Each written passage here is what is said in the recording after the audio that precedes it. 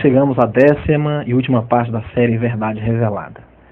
Até aqui você tem acompanhado diversas revelações da pura Palavra de Deus.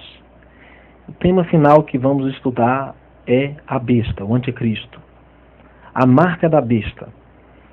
E os últimos acontecimentos que irão testar a fé de cada homem, mulher e criança desse mundo. Para entender quem é o anticristo, vamos começar por Daniel capítulo 7. E no verso 1 em diante diz: no primeiro ano de Belsazar, rei de Babilônia, teve Daniel um sonho e visões da sua cabeça quando estava na sua cama. E escreveu logo o sonho e relatou a suma das coisas. Falou Daniel e disse: eu estava olhando na minha visão da noite, e eis que os 4 ventos do céu agitavam o mar grande. E 4 animais grandes, diferentes uns dos outros, subiam do mar. O primeiro era como leão, e tinha asas de águia. E enquanto eu olhava, foram-lhe arrancadas as asas. E foi levantado da terra e posto em pé como um homem, e foi-lhe dado um coração de homem. Muito bem, Daniel vê na sua profecia animais. O primeiro animal é como um leão. E esse não acredito que seja ainda o anticristo. Mas vamos ver o que um animal representa na profecia bíblica. Estes grandes animais que são 4, são 4 reis que se levantarão da terra. Observe que um animal na profecia representa um reino. Estamos vendo a sucessão de reinos mundiais, desde o primeiro, que começou a governar o mundo, até chegar no aparecimento do anticristo. E que leão foi esse, com 2 asas, denotando sua velocidade, que tinha características de homem e perdeu suas asas, mostra uma decadência desse reino. Que reino foi esse? O profeta Jeremias, no capítulo 50, no verso 43 e 44, diz: o rei de Babilônia ouviu a sua fama e desfaleceram as suas mãos. A angústia se apoderou dele como da que está de parto. Eis que ele, o rei de Babilônia, como leão subirá da enchente do Jordão. Note, o leão definido por Jeremias é Babilônia. O primeiro grande império mundial que dominou o mundo do ano 605 até 539 foi Babilônia, aquele império glorioso, conhecido pela sua riqueza em ouro. Agora veremos quem veio depois de Babilônia. Daniel 7, verso 5 diz: continuei olhando, e eis aqui o segundo animal, semelhante a um urso, o qual se levantou de um lado, tendo na boca 3 costelas entre os seus dentes. E foi-lhe dito assim: levanta-te, devora muita carne. O segundo animal na visão de Daniel foi um urso. Ora, um urso que se levantava de um lado. E que nação dominou o mundo após Babilônia? Em Daniel, no capítulo de número 5, lemos no verso 28, Pérez dividido foi o teu reino, e dado aos medos e aos persas. Medo-Pérsia, que era mais forte de um lado, o lado da Pérsia era mais forte do que o reino dos medos, foi quem dominou o mundo do ano 539 até o ano 331 antes de Jesus Cristo. Vemos a sucessão dos reinos e este ainda não é o anticristo. Bom, Daniel viu ainda um terceiro animal no capítulo 7, verso 6. Depois disto eu continuei olhando, e eis aqui outro, semelhante a um leopardo, e tinha 4 asas de ave nas suas costas. Tinha também este animal 4 cabeças, e foi-lhe dado domínio. Agora vemos um leopardo com 4 asas. O leopardo é o animal mais rápido do reino animal, e ele tem 4 asas, é extremamente ágil. E a Bíblia diz que ele tinha 4 cabeças. Bom, que reino está sendo simbolizado aqui? Vejamos agora, no relato de Daniel, quem foi o reino que se seguiu aos medos e aos persas. Em Daniel capítulo 8, verso 20 e 21, lemos: aquele carneiro que viste com 2 chifres são os reis da Média e da Pérsia. Mas o bode peludo é o rei da Grécia, e o grande chifre que tinha entre os olhos é o primeiro rei. O tecido quebrado, levantando-se 4 em lugar dele, significa que 4 reinos se levantarão da mesma nação, mas não com a força dele. Note, nessa descrição, Daniel narra a batalha entre um carneiro e um bode. O carneiro peludo inicialmente estava vencendo, é a Medo-Pérsia. Depois o bode vem e derrota o carneiro, é a Grécia. O primeiro chifre era Alexandre o Grande, o poderoso rei dos gregos, que morreu ainda jovem, sendo assumido por seus generais Cassandro, Licímaco, Ptolomeu e Seleuco, que então dominaram o Império Grego. Mas este ainda não é o anticristo. Vejamos o quarto animal. Daniel 7,7, depois disto eu continuei olhando nas visões da noite, e eis aqui o quarto animal, terrível e espantoso, muito forte, o qual tinha dentes grandes de ferro. Ele devorava e fazia em pedaços, e pisava aos pés o que sobejava. Era diferente de todos os animais que apareceram antes dele, e tinha 10 chifres. Querido, quem é este quarto animal que queria devorar toda a terra? Ainda não é o anticristo, mas está perto. Vemos que o último império que aprendemos foi a Grécia. Que império sucedeu a Grécia? Em Lucas 2, verso 1, temos a seguinte descrição sobre o império que veio depois dos gregos. Aqui diz: e aconteceu naqueles dias que saiu um decreto da parte de César Augusto para que todo mundo se alistasse. César Augusto foi talvez o maior imperador do Império Romano. Aqui está o reino que seria o quarto animal, Roma. E a Bíblia continua no livro de Daniel descrevendo que depois de Roma viriam algumas sucessões que trariam consigo o anticristo. Veja: e estando eu a considerar os chifres, eis que entre eles subiu outro chifre pequeno, diante do qual 3 dos primeiros chifres foram arrancados. E eis que neste chifre havia olhos como os de homem, e uma boca que falava grandes coisas. A Bíblia fala que de Roma sairiam 10 chifres. Dos 10 chifres que saíram de Roma, vimos que dentre esses 10, 3 seriam arrancados e dariam origem ao chifre pequeno. O chifre pequeno, o anticristo, que haveria de falar coisas terríveis contra Deus, iria blasfemar. Bem, querido, quem foram esses 10 chifres que surgiram de Roma? E quanto aos 10 chifres daquele mesmo reino, se levantarão 10 reis, e depois deles se levantará outro, o qual será diferente dos primeiros, e abaterá a 3 reis. Do meio do Império Romano Antigo, a Europa, surgiriam 10 nações. Quando o Império Romano foi se dividindo e foi se enfraquecendo, 10 tribos bárbaras dominavam o mundo antigo. Germânicos, que são alamanos, francos, anglo-saxões, burgundos, suevos, visigodos, ostrogodos, érolos, vândalos, lombardos. Eram, juntamente com os suevos, 10 tribos que deram origem aos países mais poderosos na Europa, que nós conhecemos hoje. Mas 3 desses seriam arrancados para dar origem ao anticristo. E, segundo a história, até o ano 538, 3 tribos foram extintas, não existem mais. Érolos, vândalos e ostrogodos. E no lugar deles subiu um chifre pequeno, que então seria o anticristo da profecia. Quem é esse anticristo? O livro de Apocalipse deve ser estudado juntamente com o livro de Daniel. Assim como Daniel 7, versos 7 e 8 diz que ele blasfemaria, falaria grandes coisas contra Deus. Apocalipse 13, verso 5 diz: e foi-lhe dada uma boca para proferir grandes coisas e blasfêmias, e deu-se-lhe poder para agir por 42 meses. E abriu a sua boca em blasfêmias contra Deus, para blasfemar do seu nome, e do seu tabernáculo, e dos que habitam no céu. Querido, observe, o anticristo falaria blasfêmias contra Deus. E o que é uma blasfêmia na Bíblia? Quando lemos em João capítulo 10, verso 33, encontramos o que é uma blasfêmia, que diz: e os judeus responderam dizendo-lhe: não te apedrejamos por alguma boa obra, mas pela blasfêmia, porque sendo Tu, homem, te fazes Deus a ti mesmo. Blasfêmia é um homem dizer que é Deus. É um homem ostentar o título de vigário de Cristo sobre a terra.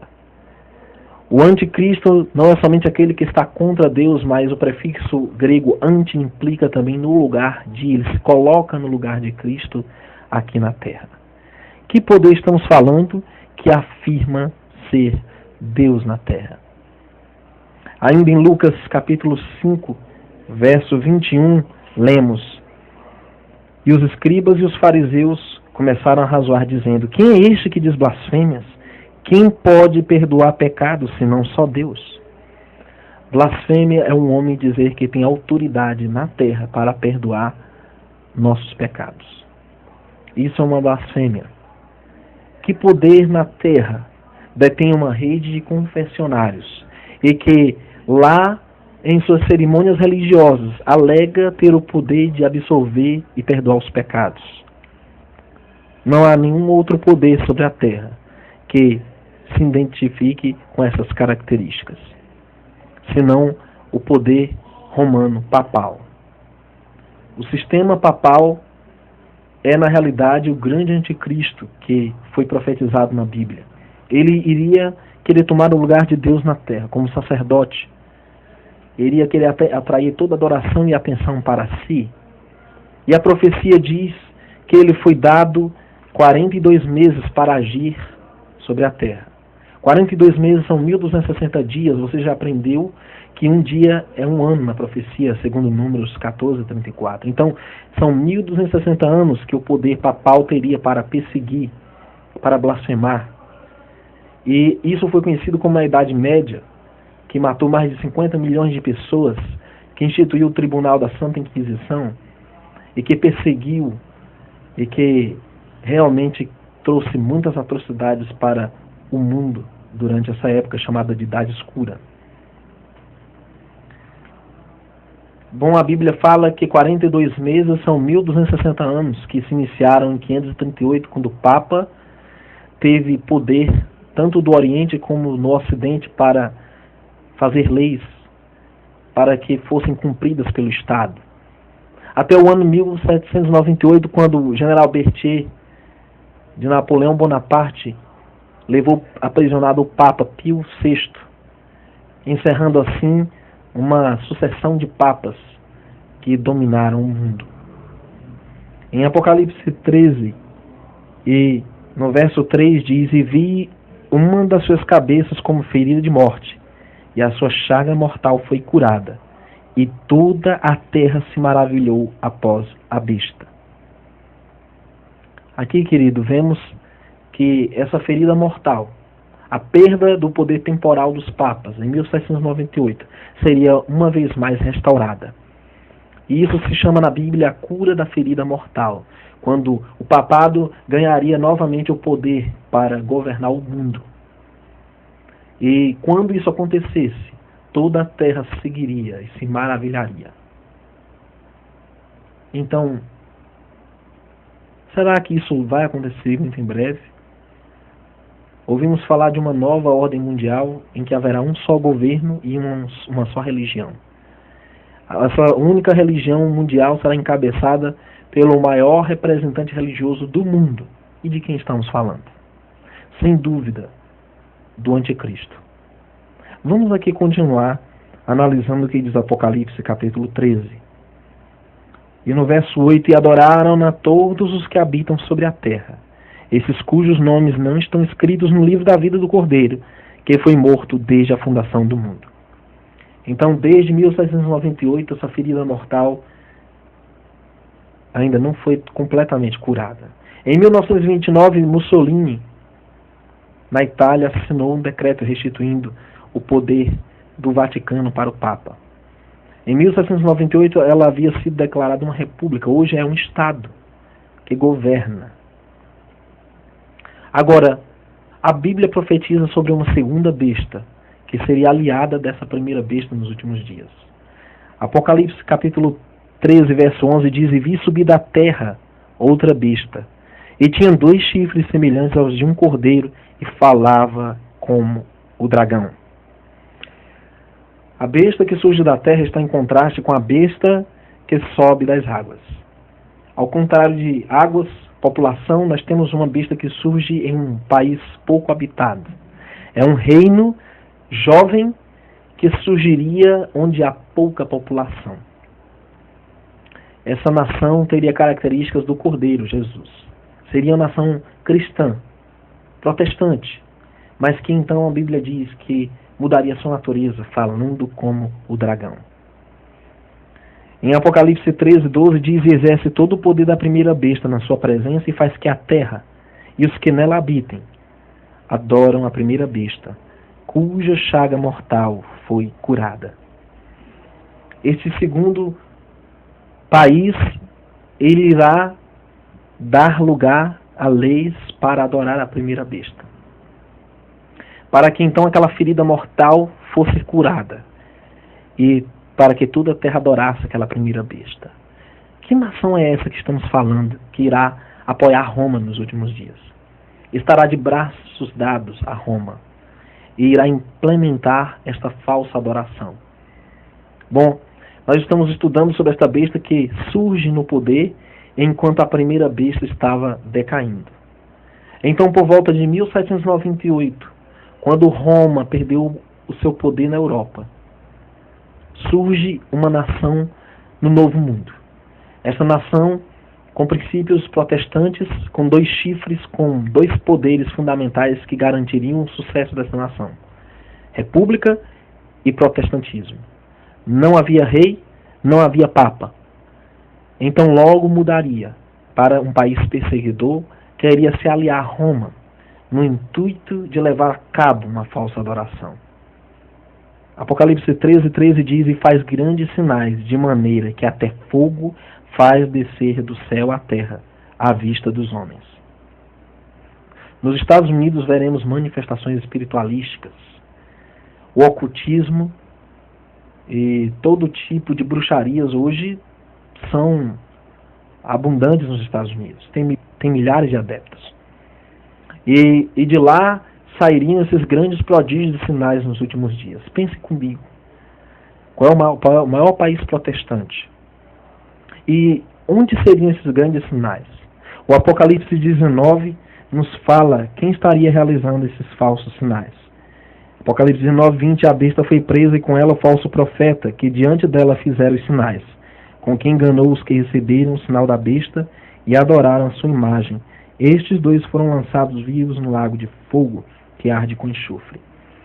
Os protestantes apostatados na América do Norte irão se aliar a Roma e até fazer milagres para que uma falsa adoração seja imposta. Vemos então que aqueles protestantes que se apostataram da lei de Deus, da verdade, agora iriam ser usados para levar uma falsa adoração, não só nos Estados Unidos, mas que será propagada por todo o mundo. E o meio evangélico, o meio gospel, que tem abandonado os mandamentos de Deus, que tem se afastado das profecias e dado lugar a falsos profetas, e que tem introduzido esses falsos milagres, irão agora se aliar a Roma no intuito de se unificar para ressurgir aquela besta que foi ferida de morte e que essa chaga logo será curada. Em Apocalipse 13, verso 14, enganos que habitam na terra com sinais que lhe foi permitido que fizessem presença da besta, dizendo aos que habitam na terra que fizessem uma imagem à besta, que recebera a ferida da espada e vivia. Vemos então que o povo americano, essencialmente os evangélicos apostatados, irão pedir que o governo faça uma imagem à besta. A imagem nas escrituras é um ídolo, é algo feito para falsa adoração. E a besta, nós sabemos, é uma nação, é a política. Então veremos essa junção de leis religiosas agora sendo impostas pelo governo. Isso é a imagem da besta, é a abominação da desolação. E quando isso acontecer, haverá uma perseguição religiosa, não só nos Estados Unidos, mas em toda a terra. Em Apocalipse 13, verso 15, diz: e foi-lhe concedido que desse espírito à imagem da besta, para que também a imagem da besta falasse e fizesse que fossem mortos todos os que não adorassem a imagem da besta. E faz a todos, pequenos e grandes, ricos e pobres, livres e servos, que lhe seja posto um sinal na sua mão direita ou nas suas testas, para que ninguém possa comprar ou vender, senão aquele que tiver o sinal ou o nome da besta, ou o número do seu nome. Veja, se não adorar, a lei dirá que tem que morrer. E que sinal ou marca é essa ligada à adoração que será instituída nos últimos dias? O Apocalipse 14, e no verso 9 diz: seguiu-os o terceiro anjo dizendo com grande voz: se alguém adorar a besta e a sua imagem, e receber o sinal na sua testa ou na sua mão, também este beberá do vinho da ira de Deus, que se deitou, não misturado no cálice da sua ira, e será atormentado com fogo e enxofre diante dos anjos e diante do Cordeiro. E a fumaça do seu tormento sobe para todo sempre. E não tem repouso nem de dia nem de noite os que adoram a besta e a sua imagem, e aquele que recebeu o sinal do seu nome. Aqui está a paciência dos santos. Aqui estão os que guardam os mandamentos de Deus e a fé em Jesus. Note, querido, só existem dois grupos: os que adoram a besta e recebem sua marca, seu sinal, na mão e na testa, e aqueles que guardam os mandamentos de Deus e não recebem esse sinal e essa marca. Então, de que sinal estamos falando aqui? Os adoradores da besta transgridem os mandamentos de Deus. Eles estarão em contraposição a todos os mandamentos de Deus, inclusive os mandamentos que falam sobre adoração. É claro que eles quebrantarão ter outros deuses, porque eles adorarão a besta. É claro que eles farão em imagem a besta, e irão praticar idolatria, irão se curvar. Claro que eles tomarão o nome de Deus em vão, porque eles adoram a besta e dizem: quem é como ela, quem poderá pelejar contra ela? E é claro que eles quebram o santo sábado de Deus, o quarto mandamento, porque exatamente nesse mandamento está o oposto da verdadeira adoração. Note, Deuteronômio 4,19, que não levantes os teus olhos aos céus e veja o sol, a lua e as estrelas, todo o exército dos céus, e sejas impelido a que te inclines perante eles, e sirvas aqueles que o Senhor teu Deus repartiu a todos os povos debaixo de todos os céus. Deus proíbe veementemente a adoração dos astros, e aqui o sol. Este é o antigo deus babilônico, este é Baal, este é o deus Ra, este é Mitra, este é o deus dos romanos, em que Constantino introduziu na igreja no quarto século, por meio de um decreto, no dia 7 de março de 321, diz que os cristãos agora deveriam transferir a obediência do descanso sabático para o descanso dominical. Aqui estará a grande prova que teremos que incorrer nesses últimos dias. Eu e você teremos que tomar uma decisão: os mandamentos de Deus ou os mandamentos dos homens. Mas, graças a Deus que a Bíblia fala que Deus terá um povo nos últimos dias. Apocalipse 14:12 diz: aqui estão os que guardam os mandamentos de Deus e têm a fé em Jesus. Querido, você ouviu a verdade. Nesse material você tem aprendido a verdade. Oro a Deus para que você possa abraçar essa verdade e levar a outros que estão sendo enganados. Ore por esse trabalho. Ore por cada um de nós que estamos à frente desse trabalho. E que Deus te abençoe. Vamos orar.